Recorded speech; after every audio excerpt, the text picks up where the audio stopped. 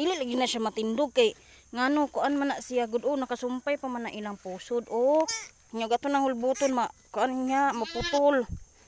Hulaton na to na siyang mahuman.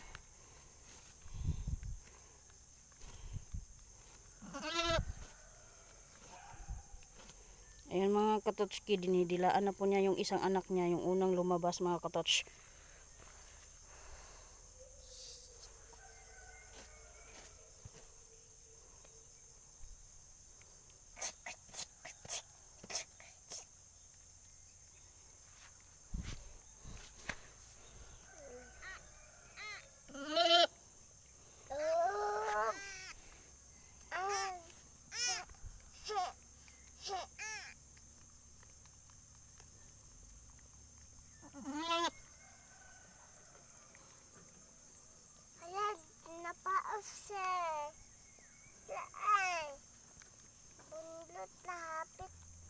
Ayan mga kutotski, hindi pa po natin na nahihiwalay yung dalawa kasi hindi pa napuputol yung pusod nila.